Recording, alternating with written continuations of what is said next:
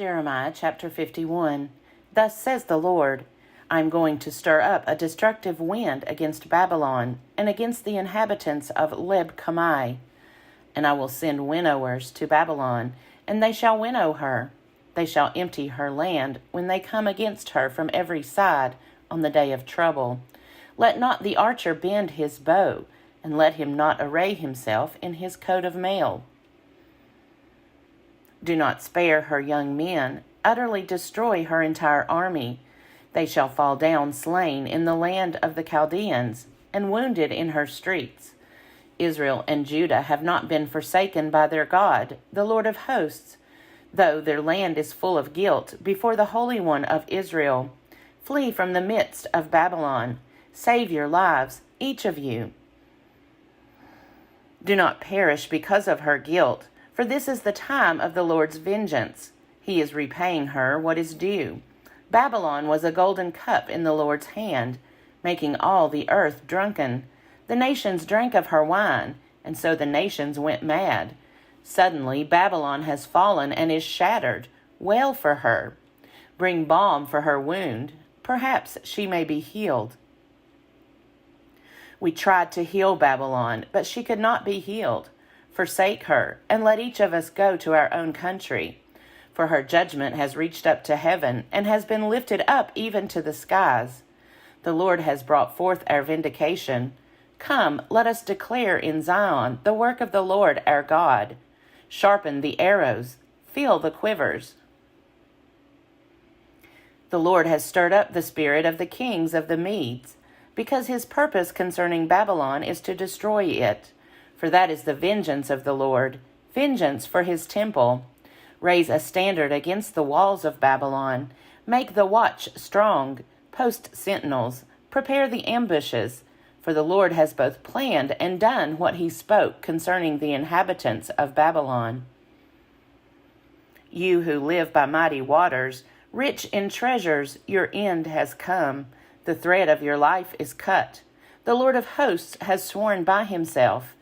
Surely I will fill you with troops like a swarm of locusts, and they shall raise a shout of victory over you. It is he who made the earth by his power, who established the world by his wisdom, and by his understanding stretched out the heavens. When he utters his voice, there is a tumult of waters in the heavens, and he makes the mist rise from the ends of the earth. He makes lightnings for the rain, and he brings out the wind from his storehouses. Everyone is stupid and without knowledge.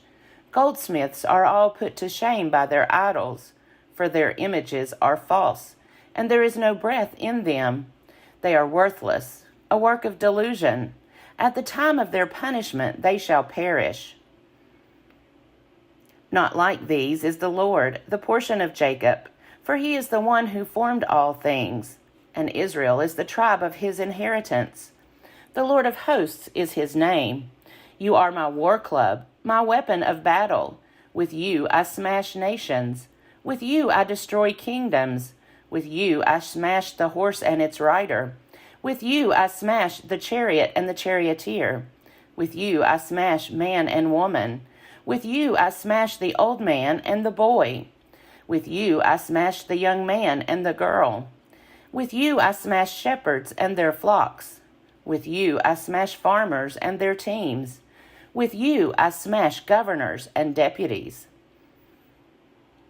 I will repay Babylon and all the inhabitants of Chaldea before your very eyes for all the wrong that they have done in Zion, says the Lord.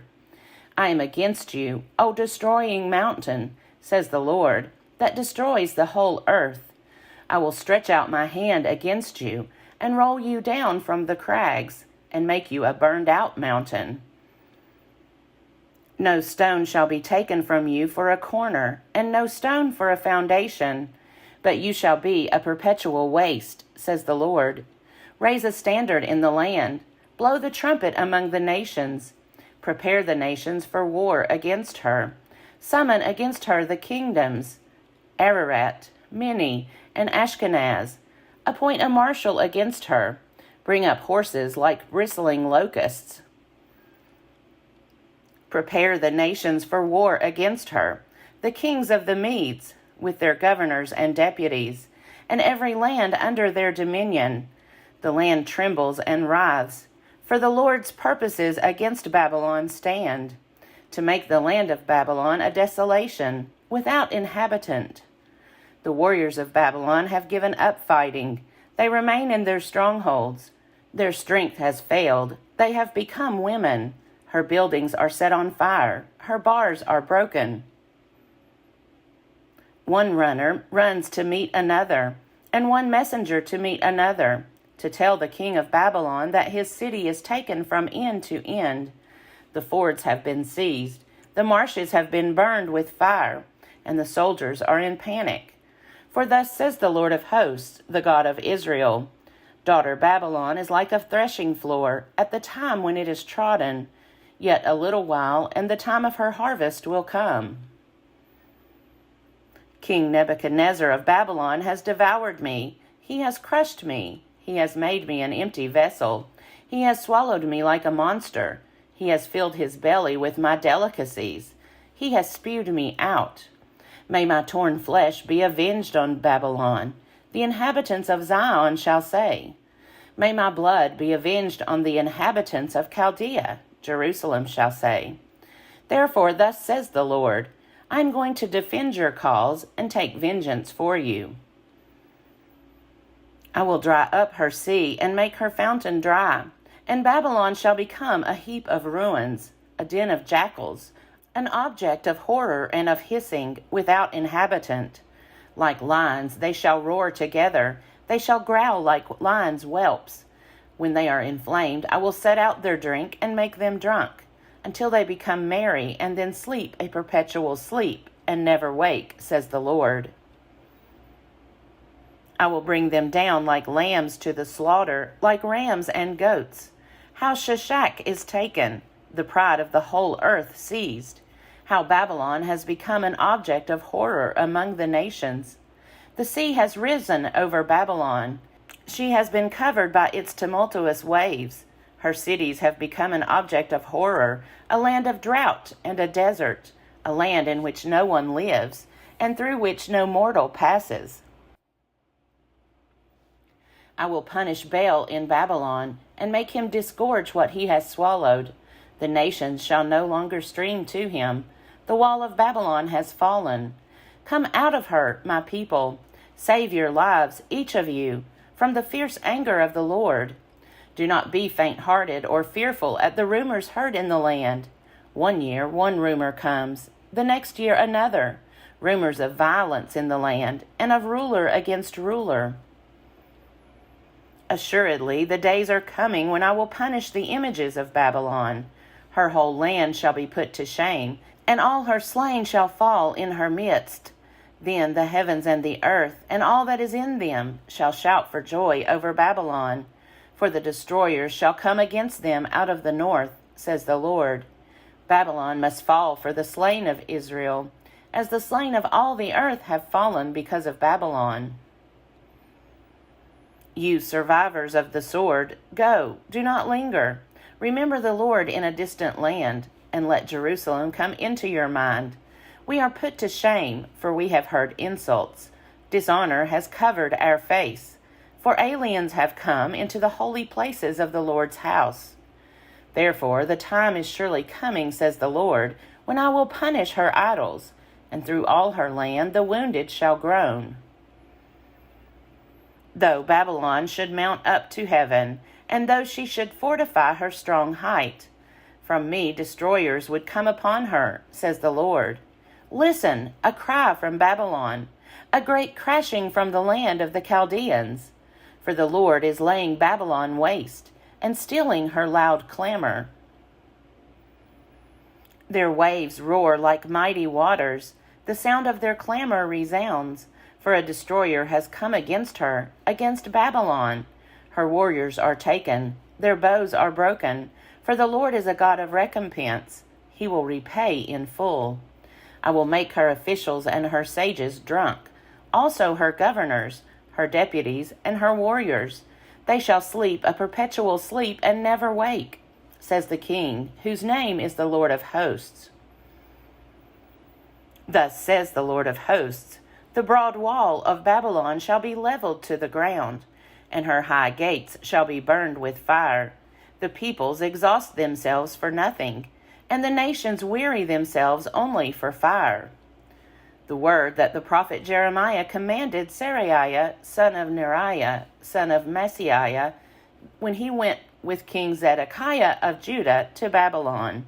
In the 4th year of his reign, Seraiah was the quartermaster. Jeremiah wrote in a scroll all the disasters that would come on Babylon, all these words that are written concerning Babylon. And Jeremiah said to Seraiah, when you come to Babylon, see that you read all these words, and say, O Lord, you yourself threaten to destroy this place, so that neither human beings nor animals shall live in it, and it shall be desolate forever. When you finish reading this scroll, tie a stone to it and throw it into the middle of the Euphrates, and say, thus shall Babylon sink, to rise no more, because of the disasters that I am bringing on her. Thus far are the words of Jeremiah. Jeremiah chapter 52. Zedekiah was 21 years old when he began to reign. He reigned 11 years in Jerusalem. His mother's name was Hamutal, daughter of Jeremiah of Libnah. He did what was evil in the sight of the Lord, just as Jehoiakim had done. Indeed, Jerusalem and Judah so angered the Lord that he expelled them from his presence. Zedekiah rebelled against the king of Babylon, and in the 9th year of his reign, in the 10th month, on the 10th day of the month, King Nebuchadnezzar of Babylon came with all his army against Jerusalem, and they laid siege to it. They built siege works against it all around. So the city was besieged until the 11th year of King Zedekiah. On the 9th day of the 4th month, the famine became so severe in the city that there was no food for the people of the land. Then a breach was made in the city wall, and all the soldiers fled and went out from the city by night, by the way of the gate between the two walls, by the king's garden, though the Chaldeans were all around the city. They went in the direction of the Arabah, but the army of the Chaldeans pursued the king and overtook Zedekiah in the plains of Jericho, and all his army was scattered, deserting him.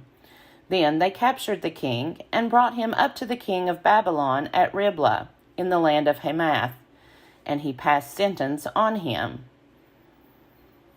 The king of Babylon killed the sons of Zedekiah before his eyes, and also killed all the officers of Judah at Riblah. He put out the eyes of Zedekiah and bound him in fetters, and the king of Babylon took him to Babylon, and put him in prison until the day of his death. In the 5th month, on the 10th day of the month, which was the 19th year of King Nebuchadnezzar, king of Babylon, Nebuzaradan, the captain of the bodyguard, who served the king of Babylon, entered Jerusalem. He burned the house of the Lord, the king's house, and all the houses of Jerusalem. Every great house he burned down. All the army of the Chaldeans who were with the captain of the guard broke down all the walls around Jerusalem. Nebuzaradan, the captain of the guard, carried into exile some of the poorest of the people, and the rest of the people who were left in the city, and the deserters who had defected to the king of Babylon, together with the rest of the artisans. But Nebuzaradan, the captain of the guard, left some of the poorest people of the land to be vine dressers and tillers of the soil. The pillars of bronze that were in the house of the Lord, and the stands and the bronze sea that were in the house of the Lord, the Chaldeans broke in pieces, and carried all the bronze to Babylon.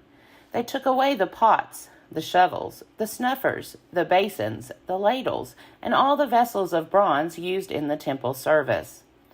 The captain of the guard took away the small bowls also, the fire pans, the basins, the pots, the lampstands, the ladles, and the bowls for libation, both those of gold and those of silver.